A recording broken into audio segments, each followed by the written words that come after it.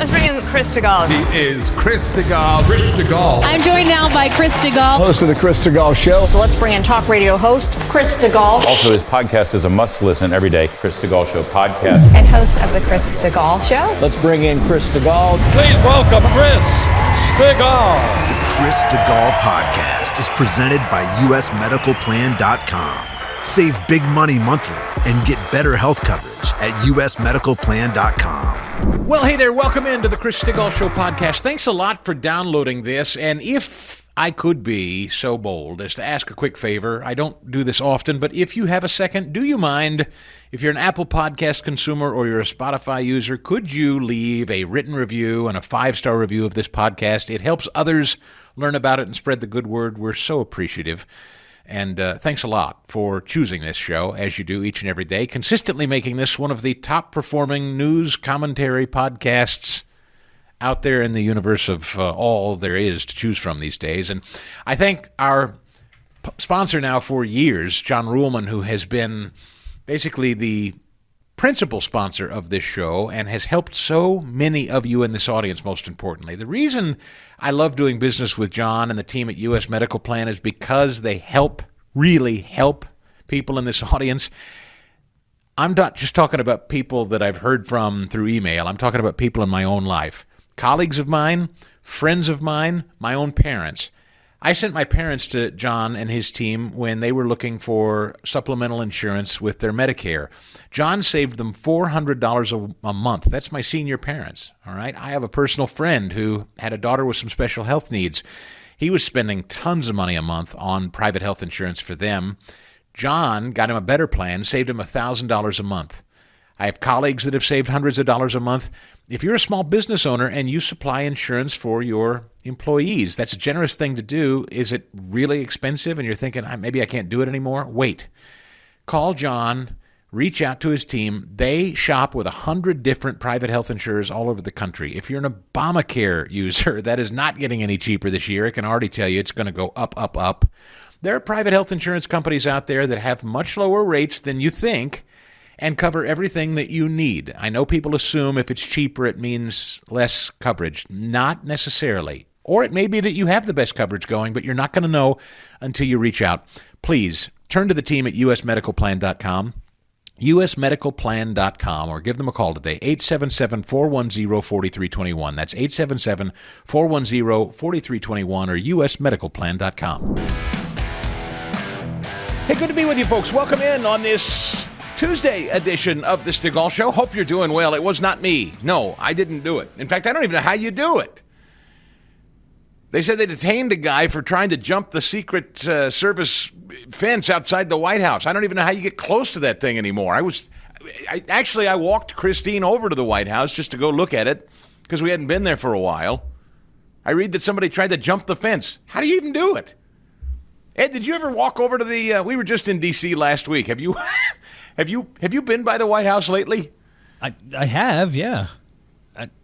Like just this past week, did you go? I walked by. Yes, I didn't really stop. Yeah. I walked by. Did you get the? I mean, my question is, did you get the impression you could just hop a fence? Absolutely not. Nor would I try. No. I have no idea how anybody got close enough to even try to hop a fence. First of all, even if there wasn't Secret Service everywhere, I don't understand how one would try to do it unless you were just hopped up on drugs or something. But the U.S. Secret Service arresting a man for allegedly attempting to scale the White House fence while Trump was in residence. U.S. Secret Service spokesperson said the man was arrested as agents were arresting him for unlawful entry. Individuals scaled the fence on the southeast side of the Treasury building, arrested by USA. So that's the most cordoned off part, incidentally. Funny story. So what was it? Saturday, I think it was, Christine and I said, we haven't actually been to see the physical structure of the White House in a while. Maybe we should go over there and take a look at it. So we went to dinner nearby, and I said, let's take a little walk over there after dinner. And we were over there on if you're familiar with the layout of Washington, D.C. and the White House, the Treasury building sits to what would be its east. All right, the Treasury building, I always thought that was funny that the Treasury sits the closest to the White House. And there's a tunnel underneath connecting the two of them. But anyway, that's for another show. I'll let Alex Jones handle that. But anyway, there's quite a bit of renovation and kind of cleaning of the facade and everything, and it's been going on for quite a while at the building attached to the White House, the Treasury. Well, it's not attached to the White House, but... So they've had the Treasury under renovation for a bit, but what they've done is really build up security entrance around the Treasury, and in fact, you can't even get from the east side, you can't get to the White House anymore. So if you're coming up the street on the east of the Treasury building, you can't cross to see the White House. And I don't even know, I'm not sure what that's about. I don't know if it's because of the Treasury. I don't know if they're just limiting access points to the White House. But there's a whole, if you think of the White House as being surrounded by a city block, there's a whole quarter of a city block now that's completely shut off. You can't get to it. That happens to be this side. And as I read, that's where this guy was trying to scale the fence. Like, if I'm going to try to scale a fence and get into the White House, I'm not going to do it on the most secure side. You know what I'm saying? Like, I feel it's weird. According to the Daily Mail, the trespass occurred as a group of protesters rallied against the visit of Israeli... Okay, well, that's what drives it then. Netanyahu makes people crazy. People will do anything they can to protest Benjamin Netanyahu. The last serious breach of the White House occurred during the Biden administration in 2023 when a 19-year-old crashed a U-Haul truck into a security fence. It's a shame, actually. You can't get anywhere near the White House anymore. And in fact, Saturday, a little later in the day, I don't know who it was. Maybe it was Vance or something. I think Trump was out golfing, so I'm not entirely sure which high-level member of the White House was coming through in a motorcade. But when anybody of note comes through, the White House is pretty well blocked for what I would call a good city block in every direction. You're not sauntering right up to it. It's very hard to get to and getting increasingly harder. In fact, I was kind of thinking of that, Ed. Is that a good development or a bad development? Everybody wants to be more secure. We all understand the dangers out there. This wasn't something I intended to talk about, but this story kind of made me remember. I was thinking, as we continue to become more security-minded, is it a good thing or a bad thing that American citizens can't get close to the people's house? I think it's actually a good thing. There have been entirely too many attempts on people's lives. It's just not like the left, especially, is just they haven't proved to be safe. So, like, who knows the people surrounding? Like, if you're protesting Netanyahu, I mean, I'm looking at some of the stuff in Portland. It's bad. So, yes, visually, I understand that being away from power, physically away from power, that like is not a good look. But at the same time, it's dangerous times, Chris. Yeah, it is, and it's unfortunate. But the North Lawn, you actually can get a better look at the White House than you can on the South Lawn, where there's actually more distance from the White House. That's where the South Lawn is where the Marine One lands and takes the president up, from the lawn and all of that stuff. And actually, that's the harder view. That's where the putting green is and all of that stuff. But the North Lawn is actually still a pretty clear view, but that's also where all the riffraff protesters hang out across the street. So that's the trade-off. You got to deal with the hey-haying and the ho-hoing over your shoulder on the North Lawn. On the South Lawn, you're actually walking a good distance down the mall before you can actually see up to the White House, and it's getting... Here's what Christine said, and I'm pretty sure arborists won't care for this. We were on the South Lawn. We walked the entire circumference. And she said, they might want to consider hacking down a couple of those trees so we can get a better look at it. I said, I don't know how nuts the White House grounds are about talking about cutting down trees for a better view for us. But it is true. The trees are starting to get kind of big. It's getting harder to see the White House from the south side, I think. Anyway, I also incidentally did something that I have been meaning to do for a while and just decided to, and I was mocked roundly for this. The White House Historical Association has opened a new museum of sorts across the street from the White House called the People's House, where, if you don't want to take an official White House tour, but you'd kind of like to see what goes on in there, what it looks like, they've done a beautiful job, and they've opened up this new kind of interactive exhibit about every room of the White House, and you can go through it and see it and all the history about it and see the different things and the historical items that are in it. Really nice. Christina and I took that tour, too. In the gift shop, I'm one of those guys where the museum spills out into the gift shop when it's over on purpose. It's always brilliant. Every good museum spills you right out into the gift shop when it's over. And that's what the White House Historical Society does, spills you right into the gift shop. And on display are the ornaments that the White House has been making since 1981, which I actually would have thought would have been much before that. But did you know that the White House Historical Association issues an ornament every year for Christmas, and they started in 81 as a fundraiser? Okay, little something I learned. Didn't know that. And then I started reading through a book of all the different ornaments and the historical significance of each one and how they pick each one. Fast Eddie, before you know it, I walked out with the entire collection of White House Historical Association Christmas ornaments. I bought every one of them. Oh, no. And I told Christine, I'm carrying around, and I issued a couple of commemorative ones as well that weren't in sequential order, and so I was carrying around 46 individually boxed Christmas ornaments on Saturday through Washington, D.C. And I got a scowl from my wife who said, now what are we going to do with these? I said, well, we're going to take them home, and we're going to make ourselves an official commemorative White House Christmas tree. And every year, I said, won't this be lovely? We'll add to it, and the family can have a new tradition where we add to the White House Christmas tree ornament. And she said, none of our kids are going to want that. Literally what she looked at me, she said, none of our children, you know our children, they're not going to be sentimental, but they're not going to want it. I said, they'll get older and they'll want it. There's much debate as to whether that was a useful purchase and if anybody's actually going to want the commemorative White House ornaments. But I happen to have now everyone made.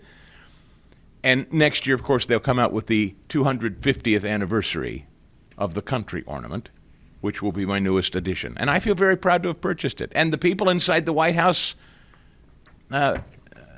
Historical Society were extraordinarily excited to see a sucker like me come through and drop a little coin to purchase the whole. The guy, I actually think I gave the guy the shakes. He was a little taken aback. I said, I want them all. He said, you want every one?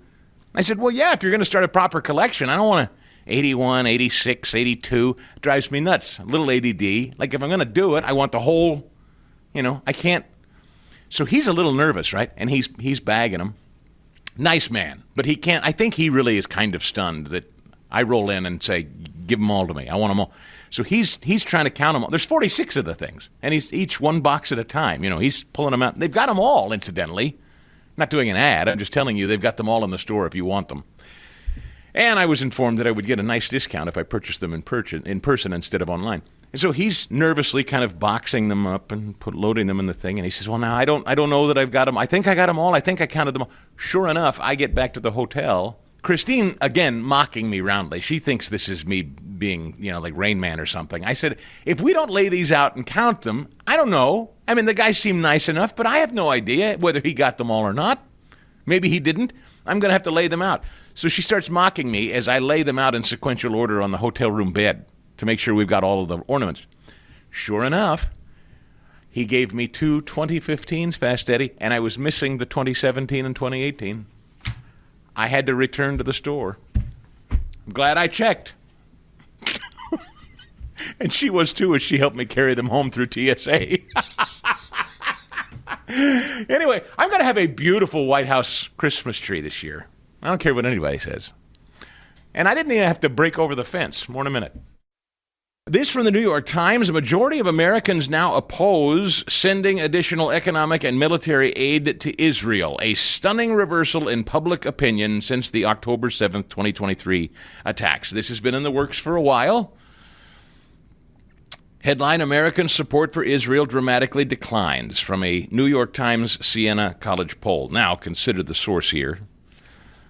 New York Times Siena College poll. You can see full results and a detailed methodology if you want to read more about how the Times poll is conducted. Well, okay. The survey conducted among 1,313 registered voters nationwide.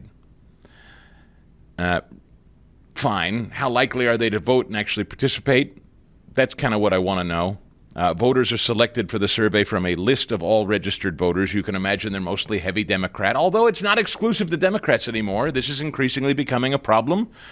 And yes, I say a problem amongst Republican voters. I'm getting into more back and forths with people who call themselves conservatives, who think it is MAGA to not be supportive of Israel. Now, I want to stress, I don't mean endless sums of money being sent to Israel. I don't mean that we're physically involved in ground wars with Israel. Support for Israel means support for their cause and support for what they're doing. And I do. And if you don't, I need you to explain to me why. And I'm sick and tired of people forcing people like me to explain to them why we should support Israel. I want you to tell me without stupid platitudes like, I'm America first. I'm America first. Yeah, I know you keep saying that like that means something, but I'd like evidence as to what that means. What are you saying? Okay, you don't want American aid to go to Israel. Okay, fine. So let's say we don't send a nickel to Israel, and Israel has said, we really don't need your money, and we don't even need your military backup. What we want you to do is not intervene, not get in the way, not come to the table and start negotiating on our behalf, not telling us to stand down, not telling the global confabs like the UN and the others, not trying to garner global support to shut us down or stymie us, help us with our neighbors, get involved with conversations there so that we can stamp out Hamas once and for all. I want to know why you wouldn't be for that. What is it you have against Israel would be my question. Instead of us constantly being on the defensive about why would we support Israel, I want to know why are you against Israel? What do you have against them exactly? And I'm talking to people in this audience, by the way. I think it's time we have a healthy discussion about it. There have been some really disgusting people trying to co-opt the death of Charlie Kirk and pretend that Charlie was becoming anti-Israel. And as such, the Charlie Kirk and Turning Point folks released a letter yesterday that Charlie had written where he very specifically laid out his communication with Benjamin Netanyahu and why he was concerned, very specifically, that the American support for Israel was waning, and very specifically amongst conservatives it was waning. And he was communicating with Benjamin Netanyahu specifically about how he could help and what's in Israel's best interest in terms of trying to communicate this. It is not in dispute. It's not in debate. No Israel in the Middle East is worse for you and me. Not just from a biblical perspective, from a geopolitical perspective. Islamism and global domination, and that is what they want and what they desire. And if you don't, as we said yesterday, if you don't understand that and that doesn't threaten or bother you, you're not paying close attention. See Nigeria for more. Anyway, I've got some more data on this in a minute. Hang on. Let me get back to these numbers because it's important we talk about this. I don't want to gloss over it. I think it's time that we address it. I've been kind of trying to diplomatically address this for a while now, and I think it's important that we tackle this head on. There are people, again, who call themselves conservatives, and I know maybe a number of you in this audience may listen to them, or you're certainly aware of them, who have decided for whatever reason, they have and I say for whatever reason because I don't know their hearts and I don't know their motivations. I have my suspicions, but it's not particularly useful for me to speculate as to what drives it. Is it financial? I think there's a great possibility that in a day and age where everybody's trying to become their own independent podcast streamer, independent voice, independent company, it's a challenge. Everybody's trying to make their money. So do I think there's a possibility that these people that have become vociferously anti-Israel are taking dollars from people who are also anti-Israel to peddle that message? I absolutely do. And until I'm proven wrong, until books are open and people tell me that's 100% untrue, that's what I'm going to continue to speculate because it doesn't make sense otherwise. There's a viciousness and a passion to try to convince their audiences, and they have large audiences, that Israel is somehow a bad actor. And it's working. I have friends, smart friends, people I like and respect a lot who have come to me, and they've kind of started in, and they've told me they've been listening to this show or that show, and, it really got me to thinking about Israel. And I'm always curious about that. Like, what do you mean, what got you to thinking about Israel? Well, why? What's our support for them anyway? I said, well, what's the alternative exactly? And what do you mean by supporting them? I think we ought to really walk through what that means. When you say you don't want to support Israel, what does that mean? You don't want to send them money? Okay. I don't see any evidence that Israel needs our money. Now, if we're having a healthy discussion about how much money we send them, fine. But I want to start talking about the practicality of Israel, Israel's existence. Again, and for those of you that are not biblical, those of you who don't believe that there is a spiritual battle in the Middle East, I'll set that aside for a minute, and I'll just simply ask you, do you understand who Israel's at war with? Financially supporting Israel represents a highly efficient and strategic investment in shared security and economic interests, even if you don't believe in the biblical definition of our partnership with Israel. All right? There is a strategic interest in doing so.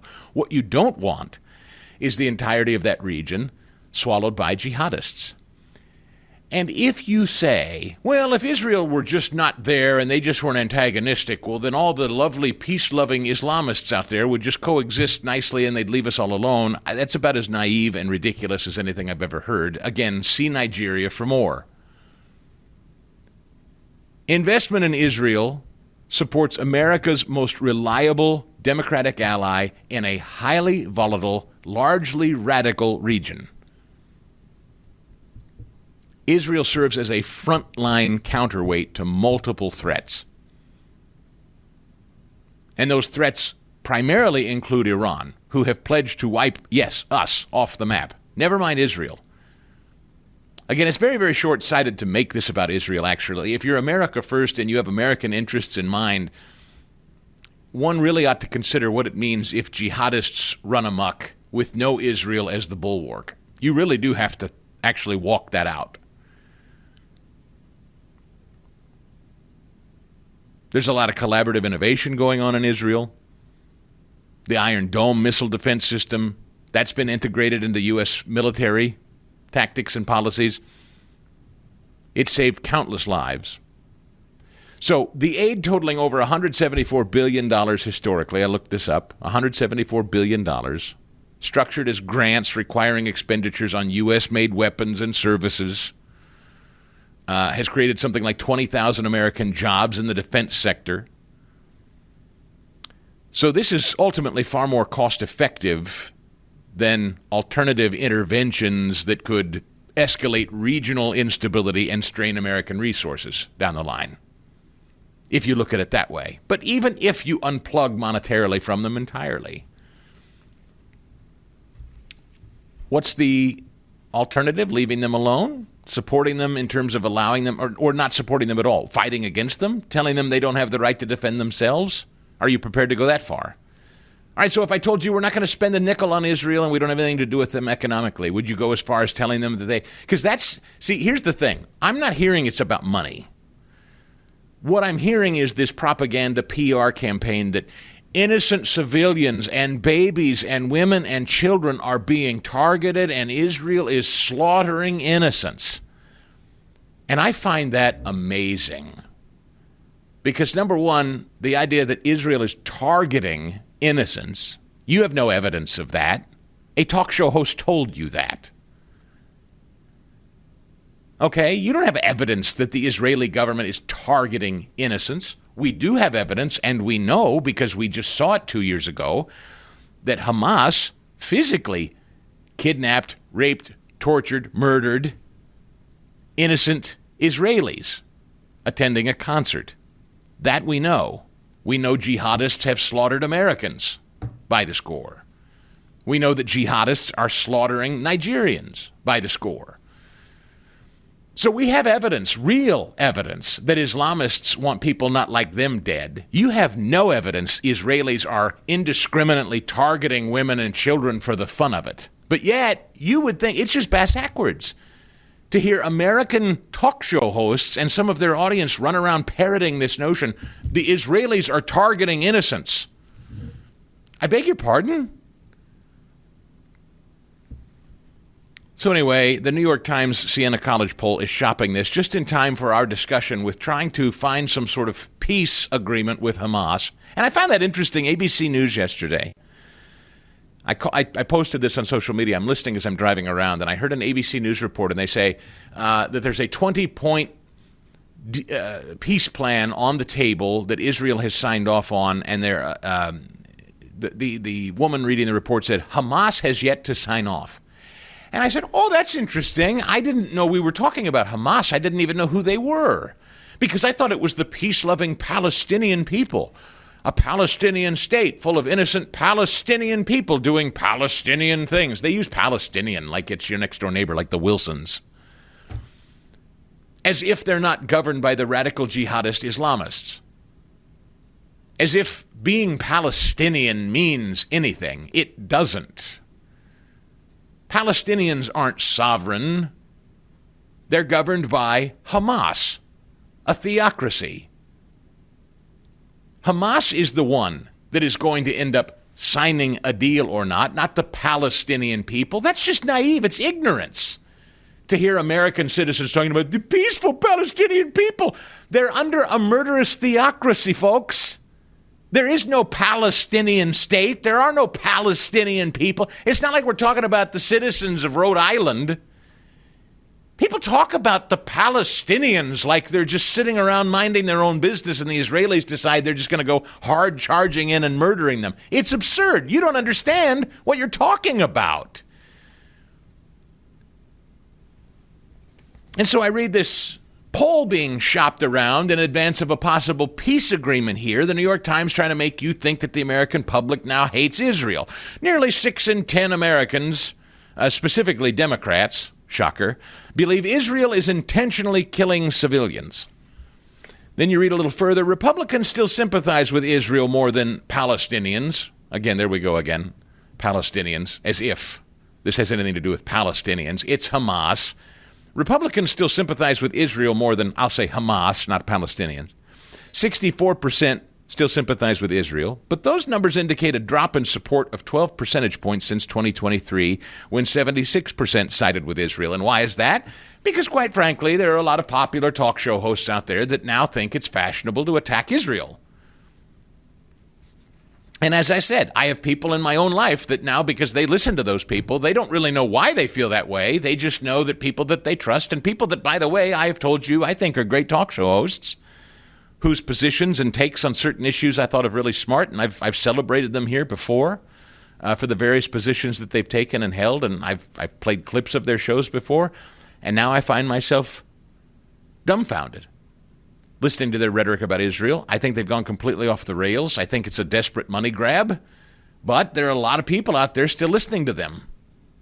And as such, they trust things that come out of their mouth. They don't notice that they've taken a hard pivot for some unexplained reason against Israel. And they steadily drumbeat over days and weeks. People consume this stuff, and before you know it, they start to think, well, yeah, Israel doesn't sound so good. Completely unaware that there has never been an honest dialogue about Islamists. And I'm going to continue to ask the question here again and again and again. Why are your favorite shows who are anti-Israel pro-Islamist? I want to know what it is about these shows and these hosts that have turned anti-Israel that make them think we have the luxury of just ignoring Islamism. Take the money out of it for a minute. Okay, we don't give them another nickel. What is MAGA? What is American interests about ignoring Israel? More in a minute. All right, so Benjamin Netanyahu at the White House yesterday. Let's go to some of this with President Trump talking about this deal on the table. And if Hamas, not the Palestinians, but if Hamas does not accept this 20-point peace plan, what will happen next? Give me number 80. I think you can probably say, if you really look into it, if you study back, if you're a scholar, you would say thousands of years, Israel would have my full backing to finish the job of destroying the threat of Hamas. But I hope that we're going to have a deal for peace. And if Hamas rejects the deal, which is always possible, they're the only one left. Everyone else has accepted it. But I have a feeling that we're going to have a positive answer. But if not, as you know, Bibi, you'd have our full backing to do what you would have to do. And Netanyahu, similarly, talking to Hamas. Again, I want everybody to notice, we're not talking about the Palestinians. Ed, there's nuance in this, maybe, for some. Maybe some don't even pick up on it. But I want to be really, really clear. Have you heard Netanyahu? Have you heard Trump? Have you heard even the news report I was referencing yesterday? Now, all of a sudden, they're talking about Hamas. They're not talking about the Palestinians. And this distinction is important, and it's one the left particularly, but even some on the right now, are deploying. The poor Palestinian people. They're indiscriminately targeting the Palestinians. And yet, when we're talking about a peace deal on the table, now we've shifted back to, will Hamas accept the deal, not the Palestinians? Do you see the distinction? Yes, I do, of course. Yep. I don't know that everybody does. I don't mean to sound like I'm talking down. I know this audience is smart, but this is an important, we need to all stop and digest this. This is not a sovereign nation of Palestine sitting around minding its own business. They are governed by theocratic Islamo-fascists called Hamas. Palestinian people have no say in any of this. And yes, of course, indiscriminate killing is always bad. Yes, innocent civilians dying is always bad. But that's going to be up to the terrorist organization called Hamas that governs them, not Israel, who's not just going to sit around and twiddle its thumbs because there are innocent people behind the Islamic theocracy called Hamas. They're going to stamp them out. Here's Netanyahu on the same point, number 83. This can be done the easy way, or it can be done the hard way. But it will be done. We prefer the easy way, but it has to be done. So Charlie Kirk's team, I'm not exactly sure who issued the letter. I don't know if it was Erica or his team or whatever. But a letter that he wrote to Benjamin Netanyahu not too terribly long ago has been made public. Because one of these odious people, supposedly on our side with a popular talk show, began to opine that they had it on good authority that Charlie, behind the scenes was on the phone regularly talking about how much he didn't like Israel and he was really coming around to turning on Israel and la la la.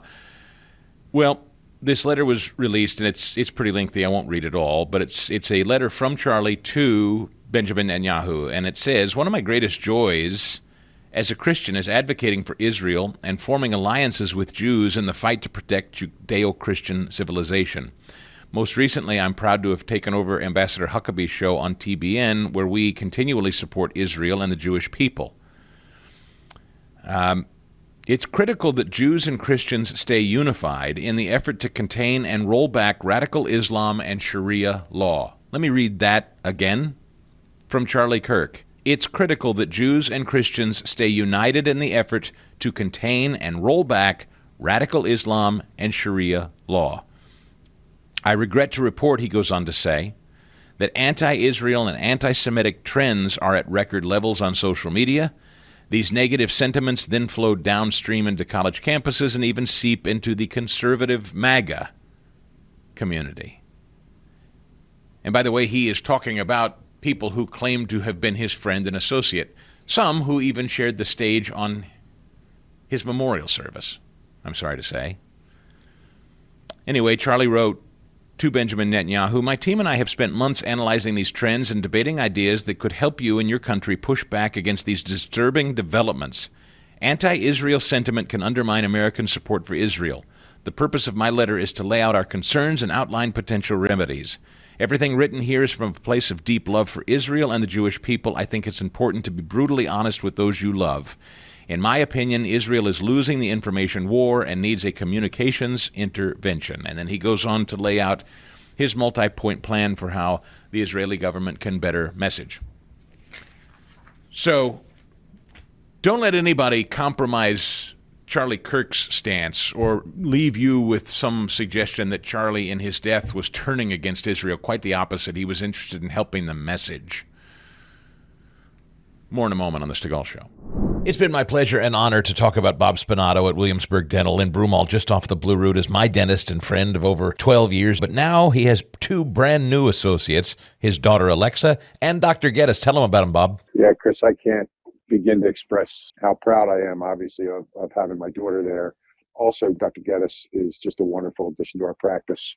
He is a classmate of my daughter Alexa's at Temple Dental School, and I have known Jared for about 7 years now. Getting to know Jared over the years, it was my wife Debbie and my daughter Emily who kept telling me, you have to hire Jared. You have to hire Jared. He's going to be a superstar. Jared went off to USC, did a 1-year residency after his year at Temple, and he came back and he worked for about a year in practice in New Jersey. And after, again, my wife and daughter beating my brains in, I got the message and I hired Jared, and he's been a great addition to Williamsburg Dental. Pick up the phone or go online, make that appointment, 610-353-2700 or williamsburg-dental.com. Great to be with you, folks. Looking live at the Swamp this morning on the Salem News Channel. Grab the app. It's free to download and use, listen, watch, or listen on great radio stations like AM 570 in D.C. Glad to have you along, however you get here, or the podcast after the fact. ChrisStigall.com for all of it. Glad to be back with Lieutenant Colonel Tony Schaffer. He's president of the Herb London Center for Policy Research. He's authored the book called Operation Dark Heart. He was the first guy that we thought to call when we heard about this big meeting at Quantico today with all the military brass, because everybody's been asking me, what do you think that's about, Stigall? I have no idea. I hoped Tony would, so we dialed him up, and he agreed to come on. Good morning, Colonel. Hey, good morning, Chris. It's good to join you. So, any insights? President Trump says it's just a nice meeting to talk about military readiness and how great things are, and kind of a 30,000-foot get-together. Do you believe that? Is there more to it? No, there's more to it, and I think this is the way that they're framing it, because it's going to be something that's going to actually do something that does some changing of the way they do business in Washington. I think there's two things that are coming. First, as President Trump has already said, they're removing the woke and those sorts of things from the military. I think there's going to be some very severe guidance given. I guess it's the best way to just say it. It's like there's going to be some things said that people aren't going to like. And along with that is going to be probably some changes within the ranks. One of the things that I think they've been trying to do is identify quickly general officers and senior executives, because they're going to be there too, who are not really on board. And so you look at it this way. We're a good almost a year into the administration, and you kind of know the lay of the land, right, Chris? You kind of know things now. You've been able to see things and hear things, and I think this is going to be, in some cases, the final warning to get your act together and get on board. And more importantly, there's going to be a reframing. From what I'm hearing, this is probably going to be some guidance that says, look, we, the military, our job is to defend the American people. The American people are being attacked by groups which are, some in the Middle East, some in, we have the Pacific with China, but more importantly, we have people moving drugs and things across the southwest border. So I think one of the things that's going to be coming out is that we're going to reframe and focus on protecting the homeland, especially some of the stuff you've seen regarding domestic issues. And I think that's going to be something that's presented in a much, much more direct term. As I was walking around Washington, D.C., Tony, this weekend, I was talking about what's interesting to me is the White House sits there between what's now called the Eisenhower Executive Office Building and the Treasury. And it was always notable to me that Eisenhower Executive Office Building used to be the Secretary of War, the Navy, as well as State. It was all housed in there. So those departments, particularly, military departments, on one side of the White House, Treasury on the other. And that made total sense to me structurally, that, kind of at the foundational core of our government, you had Treasury on one side, military on the other. Right. And I don't know if that was purposeful in the way that was designed. I don't know my history well enough, but it's like this president, this commander-in-chief is back to being tied closely to its operations, as opposed to sort of this distant thing where the guy that runs it can literally, take a month off for cancer treatment and the commander-in-chief not even know. Well, I think that the most important enterprise we have, because it costs the most too, is the Department of Defense. And one of the notable features of the first term, which I thought was the correct way to go, and my friend Stephen Moore and I used to always talk about it because we were part of the campaign, is that President Trump tied directly national security to prosperity. I don't think there's any way to separate the two if you actually understand how important that those they are together. And so at this point, he's brought in people who are willing to actually do that. Pete Hegseth, I think, is bright. He's a bright guy. He's not tied to any of the traditions which would hold him back. And at the same time, he's got some really good core values, which give him the ability to pull those out and use those to reframe the warrior ethos is what he's doing. Scott Bessent, over at Treasury, he's doing a good job of trying to actually refocus on things which will benefit the country on the international stage. And think about this. Whenever you see them doing something major, that is the administration, they're normally there together. They're doing things together. Yes.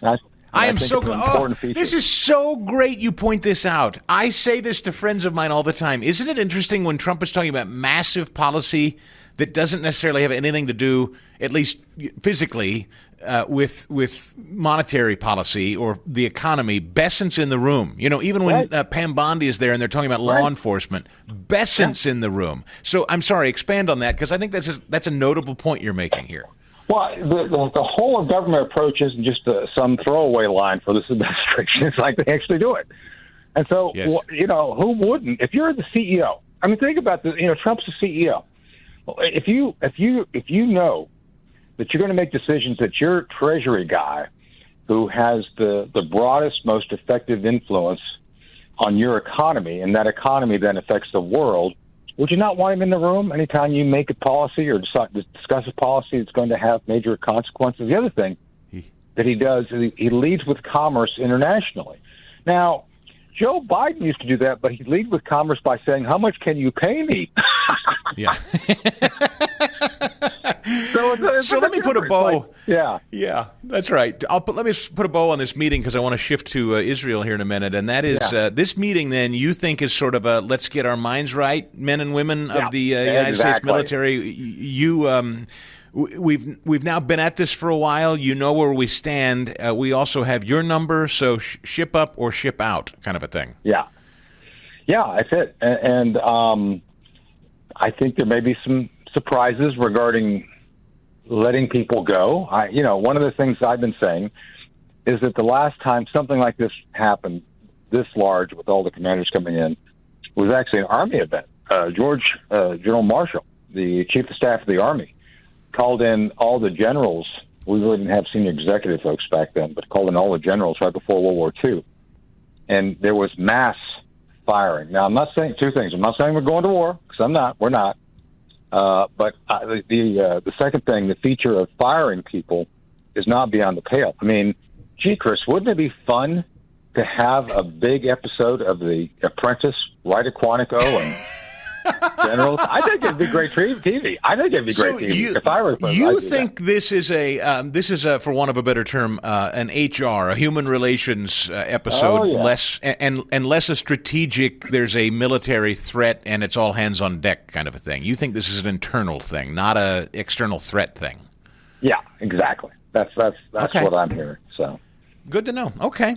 Let's pivot to Israel. I've been talking about, and if I can hold you over for another segment, because this is going to take more than just the time we have left. Sure. Can I broadly ask you about what is clearly a bubbling sentiment? The New York Times is shopping a poll today. We all know the American left is anti-Semitic. We know that. They hate Israel. Yeah. We know that. But it's starting to permeate on the right. We're starting to hear from, quote, influencers who I'm pretty confident are taking dirty money, but I can't prove that, so I'm just going to say that's my gut. And I think there's this infiltration in the body politic in this country that Israel's the bad guy, and I think there's some well-funded folks that are peddling that notion. But having said all that, I think it's undeniably true. It's working, and even the late Charlie Kirk was concerned enough about it. A letter has been now released from his team that he wrote to Benjamin Netanyahu saying, "I'm concerned about the messaging here in the United States. You guys are kind of losing the message war here, and Americans are falling out of favor with you. We got to do something about it." So can you talk to me about that broadly? There's an organization that's existed, funded by the left, I think Soros probably to a great extent, and our great friend Dr. Herb London and Jed Babin wrote a book about it called The BDS Movement and the Threat to Israel, and it's available on Amazon. And BDS stands for Boycott, Divest, and Sanction. And this has been a very effective movement.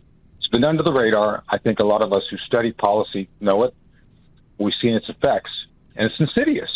And it's almost speaking of economics, this has been an organization that's worked to defund anything that the world does with Israel. Plus, it's promoted this whole idea. And let's be clear: no country in the world is perfect. No country is everything to the point of where they're pristine. So, have the Israelis made mistakes regarding striking things? Of course, they've investigated those things. But the BDS movement and the other folks on the left amplify everything to the point of where the Israelis are the bad guys. And think about this: we're what 2 years into the war with Hamas, and yet now they're the good guys? Really? Yeah. We're going to give them a country? So this is a deeper, more pervasive psychological operation that's been ongoing for decades. That's why, and we're seeing it pay off now. And I think people have to recognize that there's a lot of propaganda out there. And the whole idea... Yeah, go ahead. I'm sorry. Yeah, well, no, just what I want to do, Tony, if we could, I'll hold you through the break, and when we get back, I want you to, if you could, with your expertise, share with us why strategically it's important, again, that Israel remain our ally, and we have their backs in the region, and what this specific deal on the table looks like. More with Lieutenant Colonel Tony Schaffer in just a moment. I guess 30,000-foot view, Tony, I'm going to give you the floor for the remainder of our time here. Why should everyone listening to us understand it's important to have Israel's back in this effort? Why is Israel strategically important to us? And I guess my second question is, why is it important that we see to it that they remain victorious, or at least in a strong position in that region of the world? Yeah, my friend Brigitte Gabriel always points out that in a fight with savages, you always back the guy, the civilized guy. I don't remember how she phrases it, but that's part of it. This is a clash of civilizations as much as anything.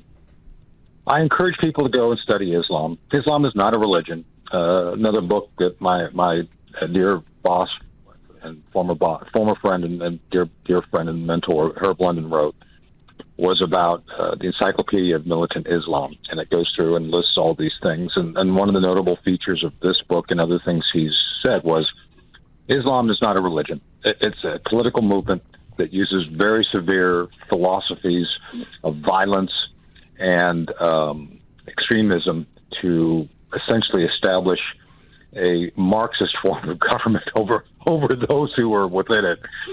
And so that's why. We're not talking in any way about a religion or a group of people who are simply, looking for a place to exist.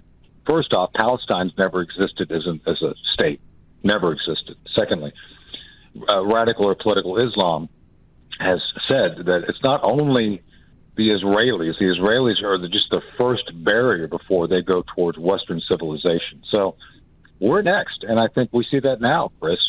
We see that every day with some of the Islamic enclaves we have here. We see it in England. So the bottom line is the Israelis are in the front line, literally, and they just suffered the horrific attack of 7 October.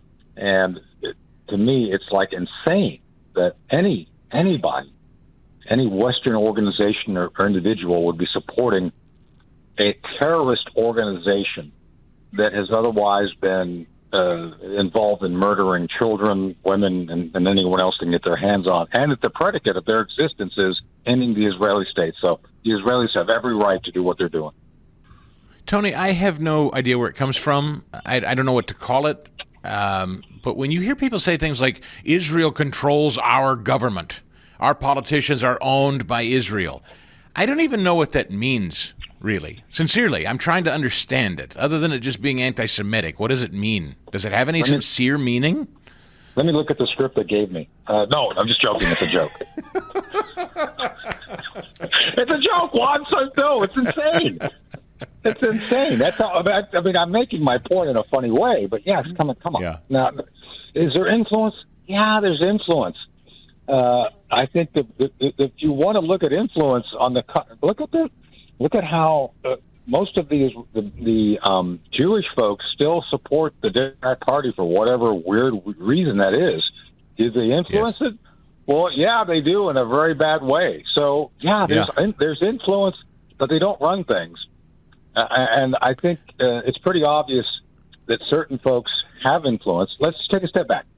Antifa Soros, some of these other groups, Chris, they have been influencing our society in a way that's anti-Semitic for years. So do you think if the Jews are all running the government, would they let Soros do this stuff? Just ask him. Yeah. Just ask him. Yeah, well, that's right. Rashida Tlaib, Ilhan Omar, Mandami in New York. These people are radical Islamists as far as I'm concerned, and they're now infiltrating governments, both local and federally. So, yeah, if the Jews are running the United States, they're doing a very bad job of it. You're exactly right, Colonel. Bottom line, you think Hamas, whatever this means, will they? I've only got a couple seconds. Will they sign off on this? No. I'm sorry. I wish.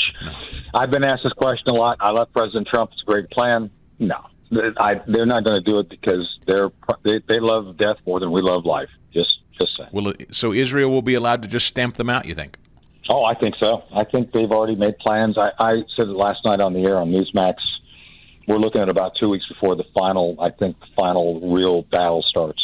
So, all right, Lieutenant Colonel Tony Schaffer, we'll have you back if that unfolds. We pray not, but if it does, we always rely on you. Thanks for your brilliance as always, Colonel. More in a moment on the Stigall Show. We heard the crazy story out of Iowa yesterday, the woman running for Senate there now that Joni Ernst is out, former chief of staff to Michelle Obama. She runs the board for the school district in Des Moines. They hired an illegal alien superintendent with an illegally possessed gun, riding around in a taxpayer-supported car, fleeing from law enforcement. So that's the Senate race in Iowa, as one example. Then you have in Virginia one of the crazier stories, in my view, and it also centers around school.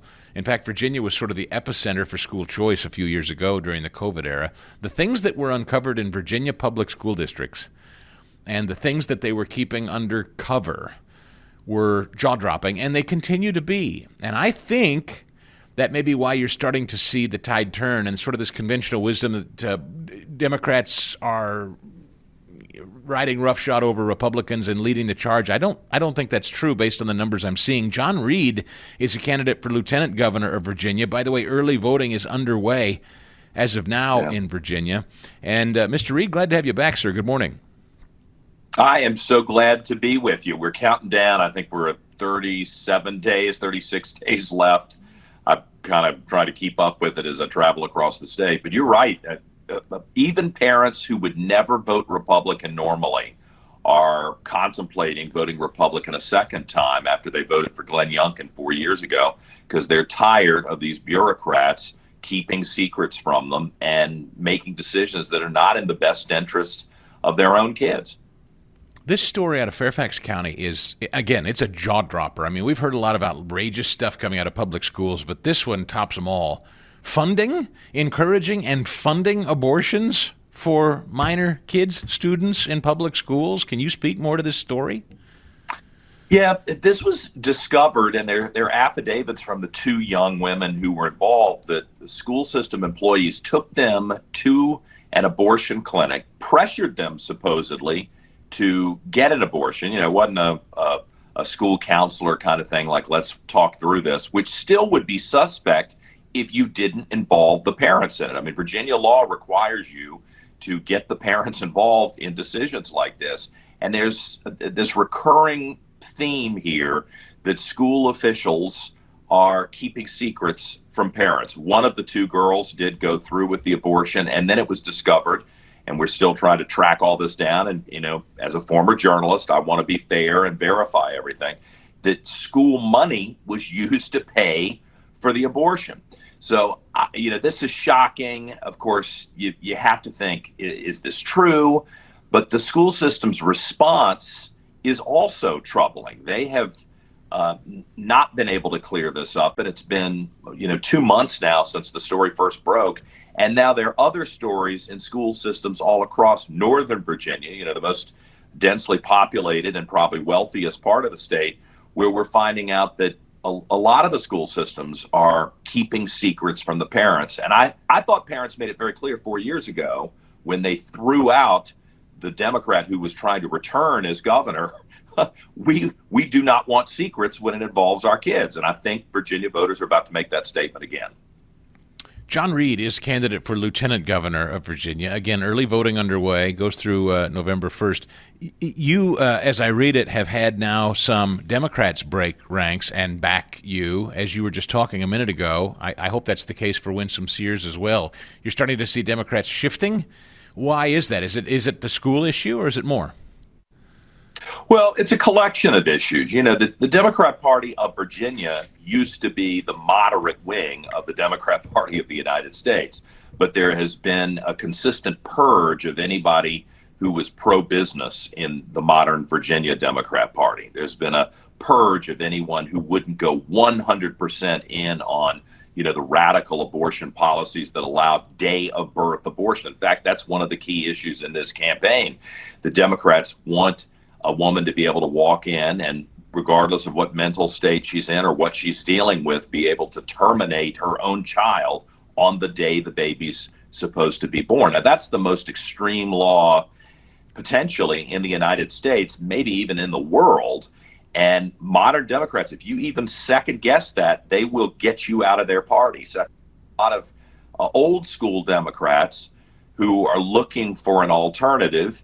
And, you know, I'm a pretty conservative guy, but compared to the radical who's running against me, a woman named Ghazala Hashmi, who's in the Senate, who's like Mamdani in a dress. I mean, that's the cloth she's cut from. I think they're saying, you know, John's reasonable. John's a pretty responsible guy. He tries to be fair with everybody. I used to be a talk show host, so I'm a pretty good listener. I try to understand where people are coming from. I mean, people are breaking from the radical wing of the Democrat Party, and I think they're looking at the entire Republican ticket of Winsome Sears, Jason Miyares for Attorney General, and me for Lieutenant Governor. What about your legislature? Because that, you know, it's one of the things, you know, Glenn Youngkin's win was such an upset, and so many people thought, well, wow, that must mean big things are happening in Virginia. And then, of course, subsequently we see that the legislature becomes more blue. And I get the ebbs and flows. Here's my worry, and you say as a former talk show host, you've covered this, you know what I'm talking about. It's almost palpable when you have a big win like a Youngkin or a Trump and Republican control of a legislature.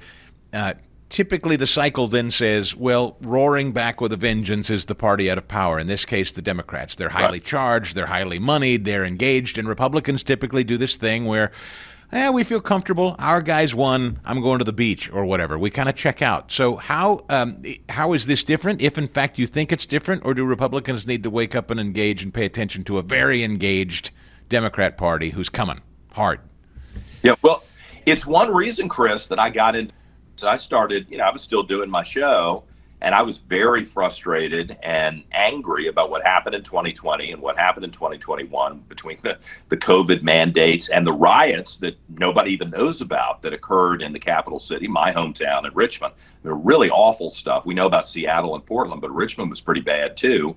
And I was going around saying, hey, what are we going to do? Who's going to run for lieutenant governor? And there was this general consensus, oh gosh, Trump has won, so we're going to lose. And I said, you can't give up on the state. I mean, God, it's great that you got Trump in Washington making difficult decisions. I mean, he's a unique character, but we've got to save Virginia. Somebody's got to step in and do the hard work to do that. And I've been working every day since January 27th. But let me tell you, since the assassination of Charlie Kirk, I think there is a sobering that has occurred with conservatives. Yes. Like, oh, this is not a game. This is real. And if they can do that to if they can create an environment where a 31-year-old young man with a wife and 2 kids can be killed on live TV for doing what? For sitting there with a microphone and talking to people who disagree with him, talking to them, we got a big problem on our hands, and we better get engaged. I mean, that is such a visceral reaction compared to the normal debate of where the tax rates are going to be and whether we're going to have a program that takes care of this or that. I mean, this is a fundamental fight for what is right in the society and holding on to the values that make Virginia a special state and make America special. And I think we're going to find that our guys are really motivated and engaged, as they should be after what we have seen in the last few weeks. What have you seen any data on the early voting there? Again, September 19th is when early voting began. It goes through the entire month of October. What kind of response has there been, or can you tell, or do you guys look at it that way? I don't know how you guys monitor early voting in Virginia. Well, we don't register by party in Virginia, but we can start to track who turns up for special elections based on party. So it gives you some insight. And then, when you do the phone calls, you can begin to collect data on folks. I think we're seeing a lot of conservatives who have been motivated at the beginning. There are people like me who are traditionalists who would normally say, I only want to vote on election day. But we've lost a couple of close elections since Glenn Youngkin has been in office. And I would assert that some of that is people being disengaged and waiting till election day. So we're beginning to see Republicans turn out. And, I'm not a fool. Northern Virginia will probably turn out heavily as a protest vote against President Trump, unfortunately. But if we get folks in other parts of the state who want to live free and want to keep their money and want a stable culture and society, and I think they're motivated, we're going to continue to see those numbers climb over the 45-day early voting period. Yes, I said 45 days of early voting. It's insanity what the Democrats have done. Do you have faith in your? How about the sanctity of your voting? Is that so you much like Pennsylvania, for instance, 60 days of early voting. So it's nuts. But do you feel good about the safety and security of it, or not? Are you not there? No, I don't. I'm not supposed to talk about it. But I will tell you, the Democrats fought Glenn Youngkin in the last election cycle. We had a couple of thousand people who self-identified as illegals, who had been given driver's licenses, who were then put on the voter rolls, exactly what we warned about. And of course, everybody said we were bigots and hostile and crazy. You give somebody a driver's license, and the process is they go on the voter rolls. Guess what? They go on the voter rolls. And the Democrats fought all the way to the United States Supreme Court to prevent those names from being removed from the voter roll list. The governor had to go to the Supreme Court. And of course, thank goodness, this Supreme Court said, yeah, if you're illegal and you're not eligible to vote, your name should not be on the voter rolls. So it's really a remarkable situation we find ourselves in. I think the governor and his team are doing everything they can to keep it fair. I don't think they're trying to rig it one way or the other. I think they're trying to keep it fair. But, don't tell me that you want to have free and fair elections, Democrats, if you're then going to fight us to the Supreme Court to try to keep the names of illegals on the rolls. I mean, it's obvious what you're trying to do. I think people should punish that kind of reckless behavior by political officials. John Reid is candidate for lieutenant governor in Virginia. Republicans, you can get out there and vote today, right now. JohnReidForVirginia.com is his website. John Reid, the number 4, VA on X. Thank you, John. Come back and see us soon. More in a moment. Dear friend of mine reached out to me yesterday and said, can we stop talking about Bad Bunny? I said, are people talking about Bad Bunny? She said, yes. And she confirmed, by the way, that her husband was just like me. Her husband said, who is this Bad Bunny? Is she popular? I was and by the way, they're my age. And so I was very, very relieved that I was not the only one yesterday to not know who Bad Bunny was. Fascinating. But anyway, this friend of mine reached out to say, can we just knock it off? Aren't there bigger fish to fry? Does everything have to be our head on fire about something? And now here's the Axios story. NFL fields MAGA fury over Bad Bunny halftime show. I don't know. This is a lot like the Cracker Barrel thing to me. Do I think it's boneheaded business decisions? I do. Is it going to impact my day if Cracker Barrel changes their logo or Bad Bunny plays the halftime show at the Super Bowl? Not really. It's a good excuse for me to get up and go to the restroom or make a new plate of snacks or whatever. You know what I'm saying, Ed? In the course of human events, Bad Bunny playing the Super Bowl halftime show, I agree with my friend, is probably not something my head's on fire about. You? No, and like, what do we talk about all the time? Just like, I'm the most conservative person in the room. I'm free market. It's just like, okay, well, the NFL decided to hire Bad Bunny, all right? Like, I have a Super Bowl party every year. I'm going to watch the game. Exactly. I'll go put on I usually make cheesesteaks, right, for the Super Bowl. I'll just go throw on some steak on the grill, man. Yeah, I don't, and by the way, here's the other thing. I always get this from people. They go, well, yeah, I can't even believe you support the NFL. you can't watch the NFL then. If you don't agree with Bad Bunny playing the halftime show, then you shouldn't watch the NFL at all. Okay, that's also a stupid point of view. Here's the thing. Everything doesn't have to be black and white. Everything doesn't have to be either or. Everything doesn't have to be Mason-Dixon line. Sometimes we can just say, I like what I like. I don't like what I don't like. Life's a buffet, largely, unless you're talking about God's word and principles. But when it's just coming to personal tastes, you can go to a buffet and say, I'll pass on the beet salad. Give me some more mac and cheese, please. You don't say, I hate the whole buffet because they serve beet salad. You know what I'm saying, Fast Eddie? Pick and choose, man. That's all. Absolutely. I like to watch football on Sunday. I don't have to like Bad Bunny. No, and just, you know what, so why, okay, that person that says that, if you don't want to watch the NFL, then you're not going to, I don't expect you to tune in anyway. So what do you want to see? You want to see clips on Twitter of Bad Bunny, wearing devil horns or something? Is that what you want? Like, what are you looking for from someone like you or me when you say that? Well, you see, it's the Bad Bunny stuff that makes the people who don't watch the NFL or claim they don't. They feel very sanctimonious about it. They come around and they go, well, you see, if you didn't support this stuff, this wouldn't happen. But you keep supporting. It's the same with the male cheerleader thing. Look, it's not that I am calling for a shutdown of the NFL or people protest in the streets. When we were talking about the feminine guys dancing around in spangly shorts and lipstick, and you had people saying, well, there's always been male cheerleaders. Well, yes, but collegiate yell leaders lifting pretty girls in the air is different than what we're watching the NFL trying to do.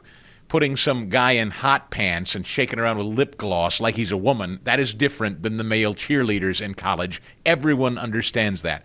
And I said then, that's just being antagonistic. It's just antagonizing people for the sake of making a splash or making noise or making news or poking, whatever, culturally. It is what it is. And I heard people then, just as I'm hearing people now with the Bad Bunny, say, well, you see, they're just going to keep doing it as long as you support the NFL. Okay, perhaps. I like the product of the NFL. I still like to watch the games. I don't have to pay attention to, nor do I really pay attention to cheerleaders. I don't see them that often. Nor will I watch Bad Bunny. I don't even know who it is. But I can enjoy a football game that I've enjoyed with my family and friends for decades without paying attention to all the superfluous side stuff that's antagonistic and annoying. If it gets too obnoxious, then yeah, ultimately I'll bail on the product. But for now, I still enjoy watching a Sunday football game. More in a minute. Well, I don't know about you, but losing weight is one of those things I have been battling my entire life. Hi, it's Chris Stigall, and trying to keep it off once I've lost it, instead of gaining it back, that's also been a very difficult thing.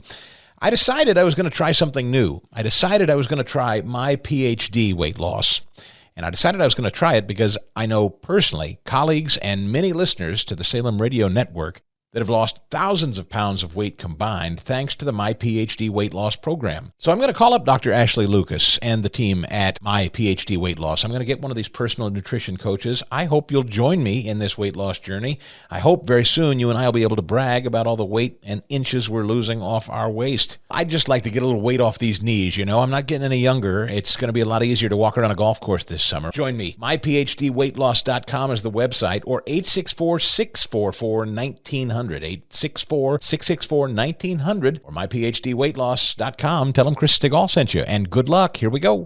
MyPillow is excited to announce they're having their biggest 3-in-1 sale ever with a limited edition product, a back-in-stock special, and a closeout deal you're not going to find anywhere else.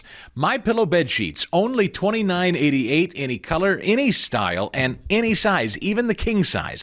Regularly priced at $119.98, now only $29.88. Once they're gone, though, they're gone for good. My towels are finally back in stock, but not for long. Get a 6-piece My Towel set, regularly priced at $69.98, now only $39.98. And for the first time, and the only time, get their limited edition premium My Pillows made with Giza cotton and a designer gusset. Queens starting at $17.98, kings at $19.98. And for a limited time, when you order over $100, you'll receive free shipping plus $100 in free digital gifts. 800-932-5056, promo code Chris, or use that promo code at mypillow.com, promo code Chris. Hey, good to be with you, folks. Welcome in as we look live at Chicago, Illinois this morning. You guys listening on The Answer in Chicago, thrilled to have you on AM 560. And it sounds like there's some National Guardsmen headed your way, too, some 100 of them, as well as Portland. J.B. Pritzker, Shoney's big boy, very animated about it. I think it's fantastic. And if you go to D.C., if you've been there recently, you know how well it's worked there. Our telephone number, 855-STIGAL, if you want to get in here today. Head over to chrisstigall.com for all things related to the show. You want to email, you want to stay in touch on social media, you want to find the podcast, or maybe download the Salem News Channel app so you can watch along for free and listen, however you prefer. And always the podcast available, too, at chrisstigall.com. All right, so CNN desperately, they've got their shutdown countdown clock, 15 hours, 56 seconds. I just don't think it works anymore. I don't think the American people can. After all we've been through, I don't think 30% of non-essential government shutting down, which is really to say pauses for a couple of seconds, I think people have kind of grown weary of even discussing this anymore. But what's real? Hakeem Jeffries says they're lying that we want to fund illegals and health care. Give me number 69.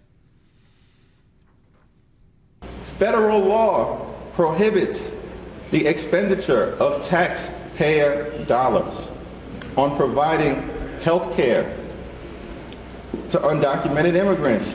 Nowhere have Democrats suggested that we're interested in changing federal law. So what does Eric Burleson say about that? He's a congressman representing the 7th Congressional District of Missouri. And Congressman, thrilled you made time for us today. Jeffries and Democrats say it's not true. You guys are lying. We do not want to fund illegal alien health care. Good morning. Good morning. No, it is true because that's the alternative CR that Chuck Schumer wrote. And so it includes $1.5 trillion in new spending. And look, I mean, at the end of the day, what we did was simply say, let's put our weapons down. Let's not do a bipartisan CR.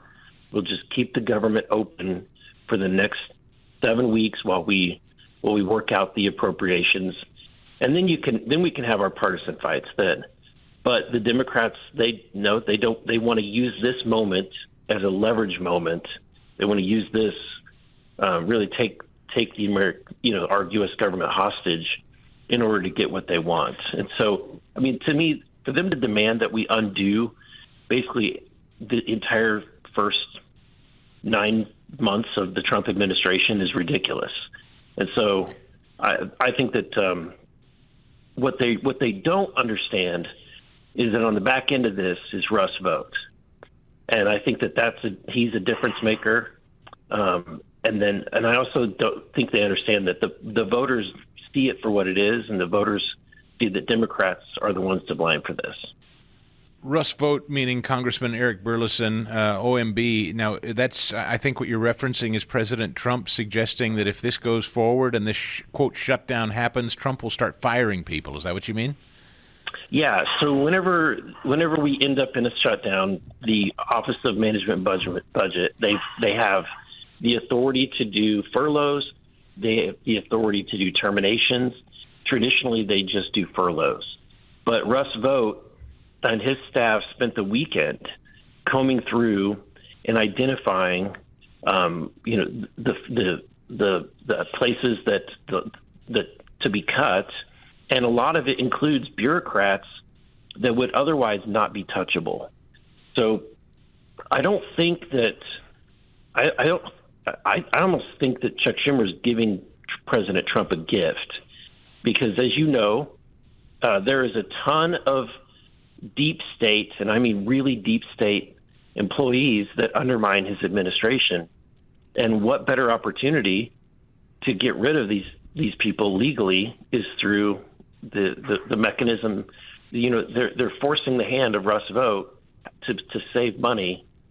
What better way to do it than to get rid of the because you're basically, Yeah, you're. As I understand it, again, we're talking about roughly 30% of government is deemed non-essential or pauses on wages being paid or whatever. And as such, then you're saying that Rust Vote, OMB, President Trump, they can identify these people and say, well, all right, if you're non-essential, then get out. Is that about right? Right. And so they can identify the non-essential workers who are not necessary that would have otherwise been difficult to lay off. And so look. So you think ultimately, I'm sorry to interrupt you, but just for time, do you think ultimately Chuck Schumer is going to balk because of that? I totally see what you're saying. I mean, it's an easy sell for President Trump, given people's kind of economic status in the country. I think that like a few days into this, and after Russ starts the process of terminating employees, I think that Chuck Schumer is going to be looking for a quick exit and a quick reason to do a CR. He might walk away with his head held high if he does something like, instead of a 7-week CR, I got a 4-week CR. I cut it down in half. He'll probably try to find something that he can. And I think Trump was smart enough to realize that you want to give him an opportunity to have an exit ramp and to declare a win on something. But as far as the policy demands that Schumer is asking for, that's out of the question. This is because we put forward a clean CR that with no Republican writers, we could have, if we wanted to. There's a ton of things that we've identified that we would change in the appropriations, but we didn't put that. We restrained ourselves and kept all of our policy writers back to just simply, have a détente and say, let's just keep the government funded while we negotiate the appropriations. And the Democrats, their demand to put in all of their policies and to take out all of the successes of the last 9 months is ridiculous. So you think we probably won't get a deal done by midnight tonight, but you think Chuck Schumer will fold pretty quickly and just do a clean CR? They'll give him something to claim a win, but he's not going to get anything like he wants other than just kind of an extension of what we're doing at present. That's my guess. My guess is that they might give him a promise to discuss Medicaid. I'm sorry, not Medicare or Medicaid. I'm talking about health insurance reform for the private sector. So Obamacare reform, which is desperately needed. I don't think that Chuck is going to like the reforms that Republicans want to do. Things like ensuring that no money is being spent, taxpayer dollars is being spent on abortions. Things like free market healthcare solutions, giving patients more discernment and insight into how much it truly costs them for the services that they're receiving, making sure that the costs are given to them up front and not weeks and weeks later. And so I think that I don't think the Democrats are going to like some of our solutions, but whenever they complain about the cost of health care, and when they start saying that Republicans are driving up the cost of healthcare, and I know that's a complete lie. We're living under the Obamacare system that the Democrats passed. The reason why people's premiums keep going up year after year after year is because of the failed policies that force people into a marketplace of insurance that they don't want to be in. Yes. And force insurance companies to provide a product that is extremely expensive. It would be as if we passed a bill, if the Democrats had passed a bill related to what kind of pizza you could buy, they would say every pizza sold has to include every topping possible. and it has to be the extra large size no matter what you want. So if you wanted a personal pan, cheese pizza, tough, you're going to pay for the whole kit and caboodle regardless. And so that's why when people say, gosh, my health care premiums are so high. Yeah, because the Democrats have made it so that you have to pay for the most expensive policies possible. Hey, Congressman, I've got just about a minute, but I wanted to ask quickly because it pertains to you and your district. You represent the 7th Congressional District of Missouri. The governor of Missouri just signed into law a redistricted map, which most people believe will pick up a seat for Republicans in the House. How does that impact you, and what do you say in reaction to that? Well, my district is untouched. I'm in kind of the southwest corner. The areas that really were always contentious and strange looking was the map that came out that really the Republicans back whenever I was actually in the Missouri Senate and we were drafting the map, I vocally opposed the map that was drawn, the 6-2 map, because honestly, you had to kind of do gymnastics to figure out how to give the Democrats 2 seats in Missouri. But our Republican leadership, because they didn't want to have a fight about the map and they wanted to move on to other bills, they decided to cut a deal with Democrats and give them a 6-2 map, which looked like a very gerrymandered map. Rightfully so, Trump has stepped in, and this governor has led the charge. And when you look at the map today, so it looks more like concise.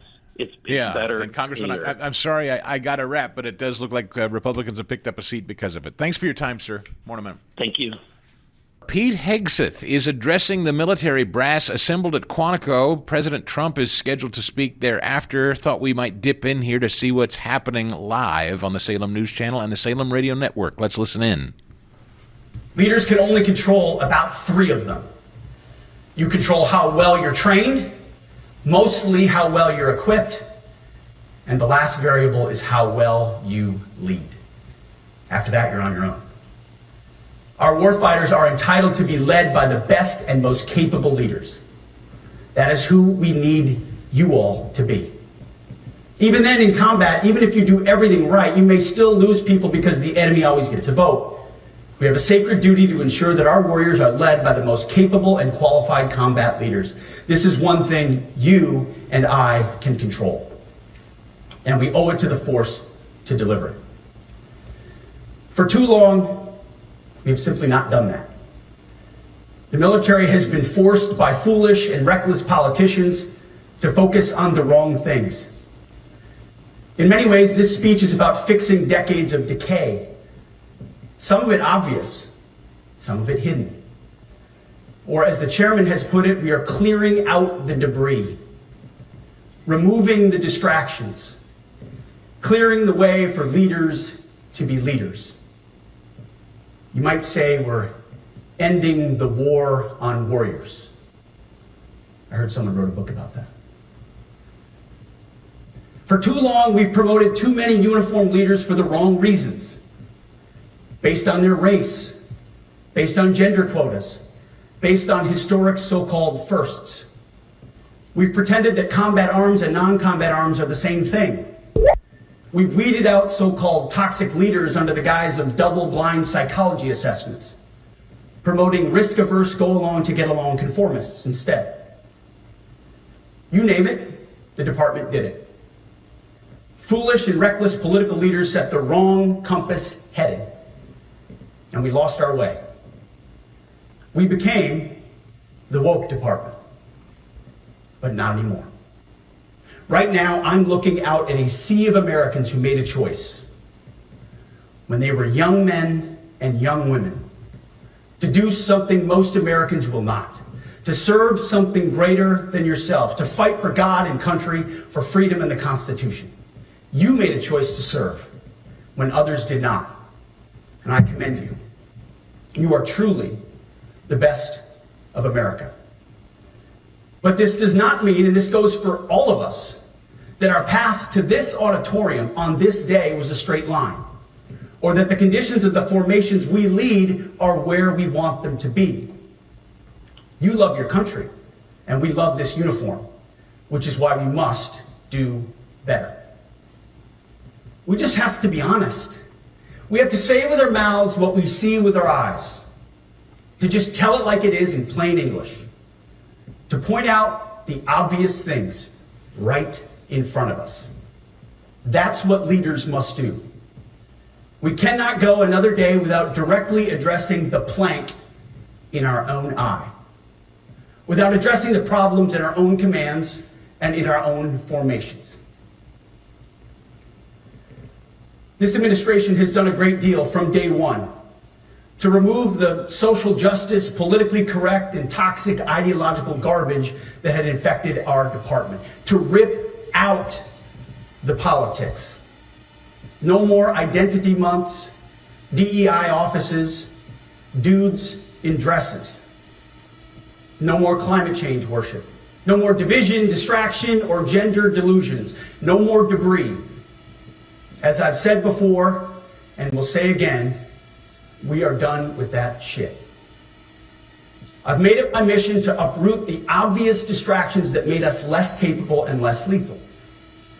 There you go, ladies and gentlemen. I don't think I can probably more squarely summarize what that's about than what he just said in that last sentence. We're done with that excrement. That is the Secretary of War, Pete Hegseth. We were joining his conversations live. We don't have time to carry the whole thing, of course, but sounds like exactly what Tony Schaffer told us a little earlier in the show. We're fixing decades of decay. We're clearing out the debris and the remaining distractions. We're ending the war on warriors. We're done promoting for the wrong reasons. We're no longer the woke department. We're done with dudes in dresses and climate worship. We're done with that excrement. I like it. That gets a harump from me. Way to go, Mr. Secretary. More in a minute. Fast Eddie, and Steve Moore is on the horn, so hang on, Steve. I'm coming. I just want to... Fast Eddie, did you hear this during the break by chance? That Pete Hegseth is speaking to these military generals, and he says that every single man and woman from top to bottom in the United States military, from the very top, himself included, as Secretary of War, all the way down to the lowest entry-level guy, have got to pass a physical fitness test twice a year and meet height and weight requirements twice a year. He says fat generals and fat admirals are a bad look, and it's done. What say you, Fast Eddie? Oh, man. I honestly love this because, yes, I do think that you lead by example, right? That's why you're a leader. If everybody else has got to do the 50 push-ups, then so do you.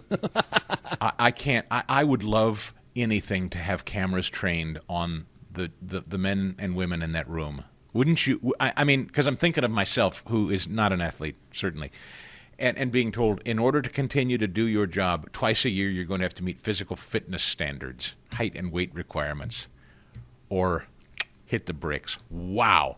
So Secretary Hegseth laying down the law today at Quantico. This has been fascinating. He says dudes in dresses are done, climate worship is done, woke is done. And no more fat generals, no more fat admirals. Steve Moore is our chief economist. You know, we were talking with your friend and mine, Tony Schaffer, a little earlier, Steve-O. And we were actually talking about the fact that Bessent, the Treasury Secretary, is often in the room when Secretary Hegseth is in the room because military readiness and finance, the health and finances of the country and the globe, they're interwoven. You really can't separate the two, which is why you'll so often see these people in the room together at the same time when the commander-in-chief summons them. Good morning, Steve-O. Good morning, Chris. And I was watching on Fox News a little bit of that speech by Pete Hegseth, and amazing speech and well-timed. I guess I'm going to have to start working. I'm not in the military right now, but I need to get my weight down a little bit. So it's inspiring, right? It's inspiring to all of us. But listen, what you're saying is completely correct, that, part of our national security, national security and economic security go hand in hand. They really do. And so, how did we win the Cold War? We won it because we, built up our military, but we also won the Cold War when the Soviets finally realized they couldn't outspend us. They couldn't outgrow us, and our economy grew so much faster than theirs did. They realized they were fighting a losing game. So these two things are the top priorities for Trump, is to re-energize our economy, which he is doing, and rebuilding our military. Now, I want to say one other quick thing, if I may, because we talked about this a couple of weeks ago, Chris, about the Federal Reserve Chairman. You know, his speech about a week ago was the economy's only growing 1.5%. We're in a ditch right now. Well, may I just read your post on X, because this is where I was going to go next. You know let me read Steve Moore's. This is exactly where I was going next. So I'm glad you brought it up. Here's what Steve Moore posts on X. Jerome Powell said the economy is growing at 1.6%. The latest GDP growth number is 3.8. The guy in charge of our money supply was off by 130%. It's time for him to go. Kapow, Steve Moore. No, he has really been incompetent, and his term is up, I think, in March or April. But Trump would like to get rid of him sooner. But my point is that he isn't very good at counting. I mean, how do you make an error that large? And the economy. My other point is, look, the economy. 3.8% in the second quarter. The latest forecast is over 3.5% for the third quarter that just ended yesterday. So we've got a pretty healthy economy right now. We still have overspending. And by the way, I didn't hear the news overnight, Chris. Maybe you have the latest. When I went to bed, the shutdown is, what's going on with the shutdown? What is the very latest? I know they were negotiating, but... Well, here's what J.D. Vance, give me number 74, if you would, please, Paul. The vice president said after we met with Schumer and Jeffries yesterday, here's what he thinks is about to happen. Anyway, take a listen. We have disagreements about health care policy, but you don't shut the government down. You don't use your policy disagreements as leverage to not pay our troops, to not have essential services of government actually function. You don't say the fact that you disagree about a particular tax provision is an excuse for shutting down the people's government and all the essential services that come along with it. If you look at what Chuck Schumer has said in the past consistently, it's whatever our disagreements are, let's negotiate with them.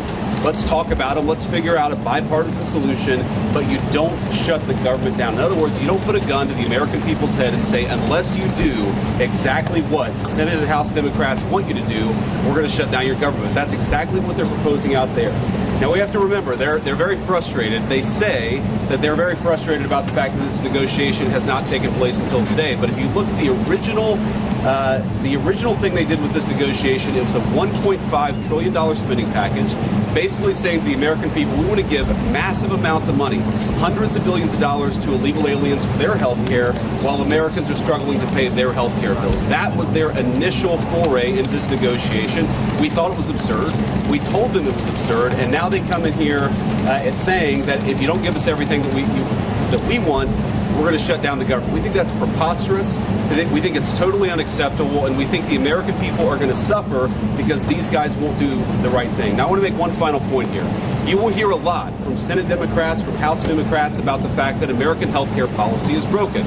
Well, we know that American health care policy is broken. We've been trying to fix it for the 8 months that we've been in office, but every single thing that they accuse about being broken about American health care is policy that Democrats have supported for the past decade. So if they want to talk about how to fix American health care policy, let's do it. The Speaker would love to do it. The Senate Majority Leader would love to do it. Let's work on it together, but let's do it in the context of an open government that's providing essential services to the American people. That's all that we're proposing to do, and the fact that they refuse to do that shows how unreasonable their position is. I think we're headed to a shutdown because the Democrats won't do the right thing. Okay, so J.D. Vance says we're ultimately going to head for a shutdown. I was interestingly just looking at a CNN poll of Democrats. 54% of them say neither party has strong leadership. GOP voters say 80% of GOP voters say they have strong leadership.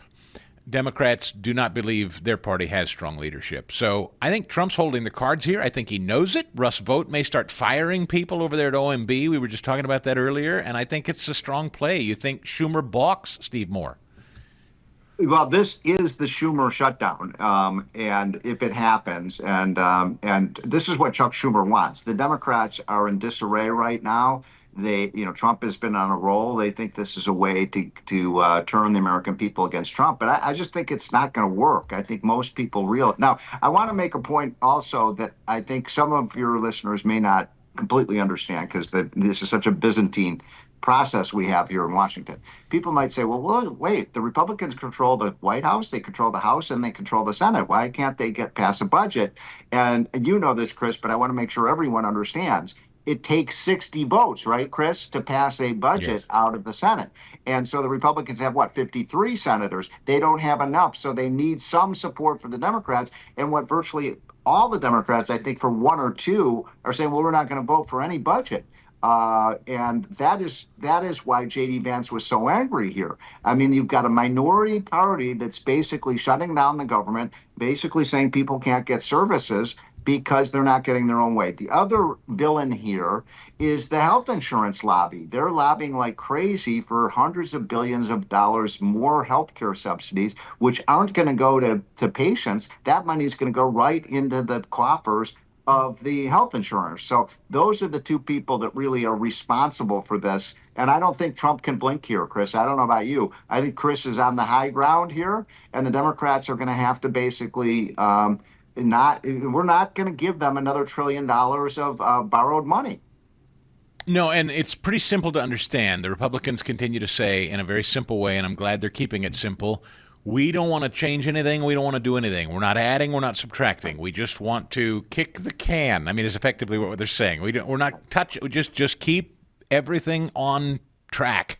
And Democrats say, no, not unless we get to monkey with it. And so Republicans say, all right, they want to monkey with it. We just want to keep it as it is. It's their responsibility that we're shutting down. I think most people get it. And I think when Trump starts firing people, I think he will. Don't you think? And when he does, I think the American people will be with him there, too. So I want to make, I know we're running out of time, I want to make one other point. As you know, you and I have been in this game a long time, haven't we, Chris? And maybe me a little longer than you. I came to this town in 1984. I've lived through, 15 government shutdowns or something during the Reagan years, the Obama years, the Clinton years. And the Democrats always feel like, we always win, because the media always blames these things on Republicans. But I don't think they're going to be able to do that this time. The other thing I want to make people understand is, this is only non-essential services, non-essential government services that will be shut down. In other words, the Department of Labor, which doesn't do anything anyway, is going to be temporarily shut down. And that does raise a question. If we're spending $1 trillion a year on non-essential services, hey, we're going broke. Why don't we get rid of the non-essential services? You said that Jerome Powell was off by 130%. What can we now conclude then that this guy is just a political hatchet man, or is he inept? What's our conclusion with something like that? I think it's a combination of both. I think he's driven by he hates Trump, and by the way, the feeling is mutual. And I think it's blinded him to keep economic common sense. What he's trying to do, Chris, in my opinion, he's out to get Trump. And he's using his power as the Fed chairman to disable the economy so Trump looks bad. And I think that's almost unpatriotic. And bottom line, if you could, do you think by the time we're sitting at re-election next year, midterms next year, could you project at this hour where you think economically we'll sit? I'm sorry, if what happens? Where we'll be sitting economically by midterms next year? Oh, I'm so bullish on the U.S. economy right now. I mean, we passed the big, beautiful bill. Energy production in the United States is higher than it has ever been before in American history. We're saving $1 trillion a year through deregulation. I mean, you go on and on. Everything Trump is doing. And by the way, I'm not a big fan of the terrorists. I think they've caused some turmoil. But overall, no, I'm quite optimistic about where we're headed with this country. And we're the one country in the world that's growing. All the other countries in the world are looking at the United States in envy. Thank you, Steve Moore. We'll see you next week. I appreciate you.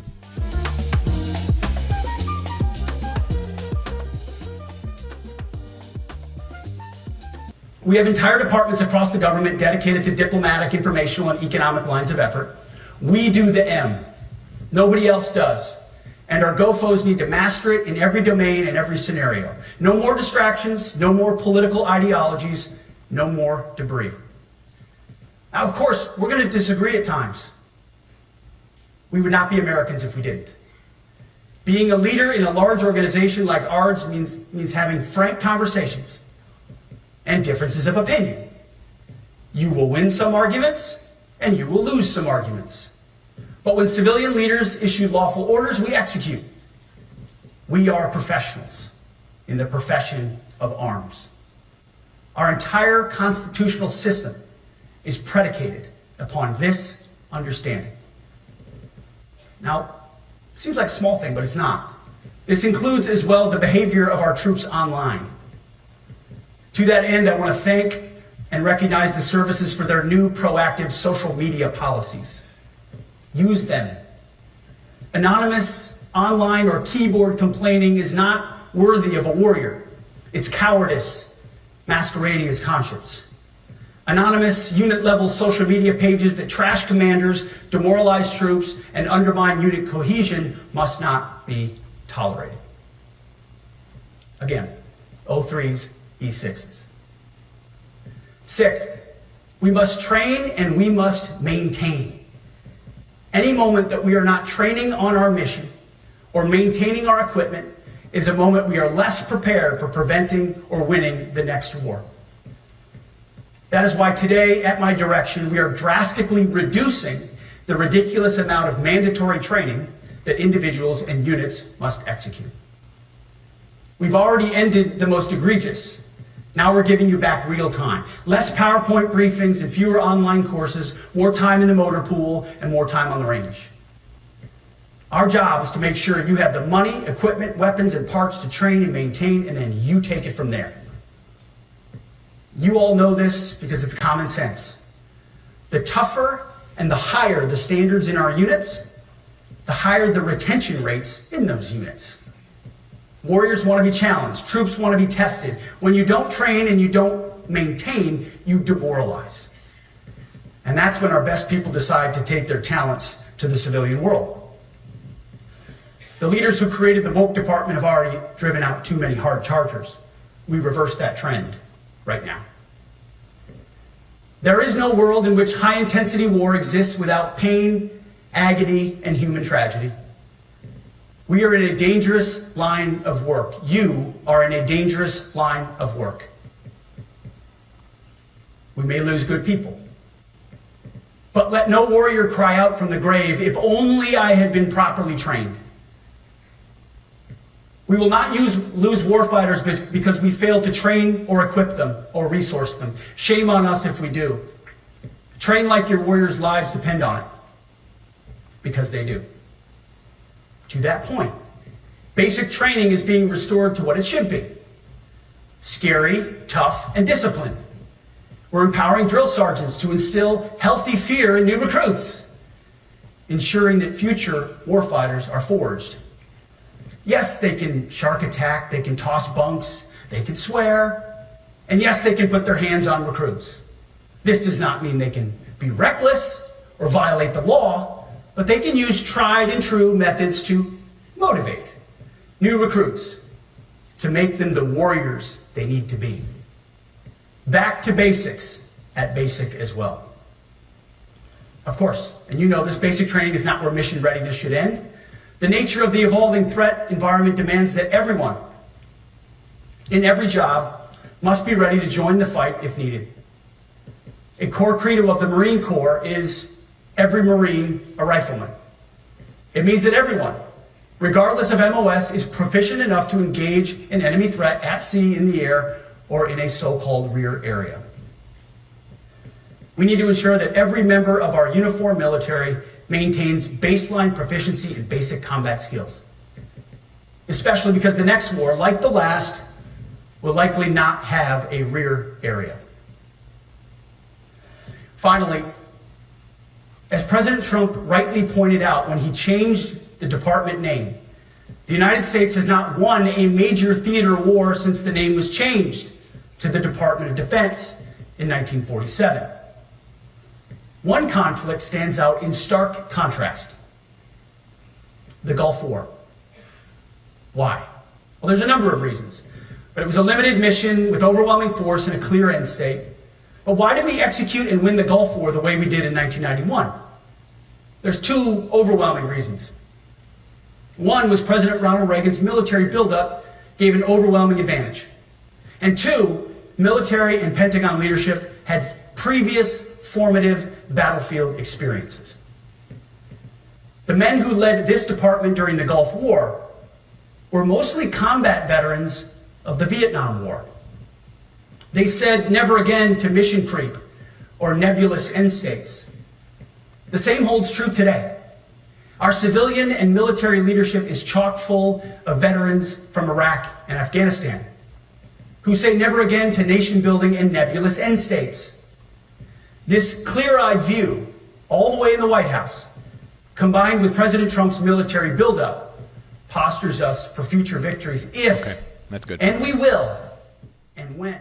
Yeah, and we'll win. This is fascinating. Pete Hegseth giving some amazing commentary today. We're going to go back to scary, tough, disciplined, basic training. And if this makes your heart sink instead of soar, do the right thing and resign. This is a major speech. We will have plenty more to say about it tomorrow. So that's a wrap for another Chris Stigall Show podcast. Thanks for committing to it, listening to it all the way through. You're a fighter. I like that about you. Hope you'll leave it a 5-star review and a written review. Apple Podcasts, Spotify. We'll see you next time here on the Chris Stigall Show podcast. The Chris Stigall Show podcast.